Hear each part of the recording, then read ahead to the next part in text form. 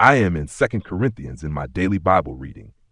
In 1 Corinthians, Paul called out a scandal in the church. Someone was sleeping with his father's wife, and the church wasn't just tolerating it, they were boasting. Paul was clear. Even the Gentiles don't tolerate that kind of sin. See 1 Corinthians 5. His counsel? Hand this man over to Satan, not to condemn him, but so that his soul might ultimately be saved. And it worked. The man repented. But something else happened too. The church pushed him out and left him out. What began as soul-saving discipline became soul-crushing shame. Paul writes again in 2 Corinthians to set things right.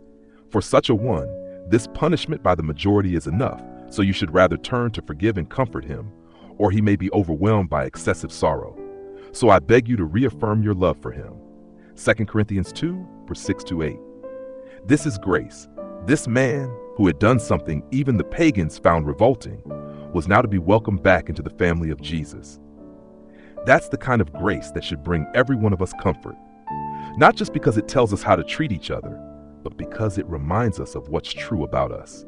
There's no sin too great, no shame too deep, no past too broken to disqualify us from God's love or God's people. If I'm honest, I know there are things in my past that could have gotten me expelled forever if this were up to human judgment. If it were based on the wisdom of man, I probably wouldn't be doing anything like Tuesdays with Tony. But I was forgiven.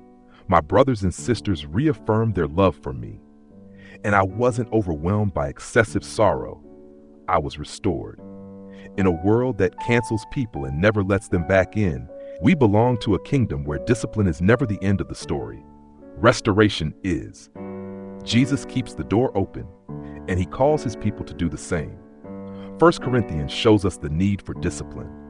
2 Corinthians reminds us to follow it with grace. Let's be a people who do both. Let's be a church that opens the door wide, especially when someone is ready to come home. How have you experienced both discipline and grace in your walk with Jesus? I'd love to hear your thoughts in the comments.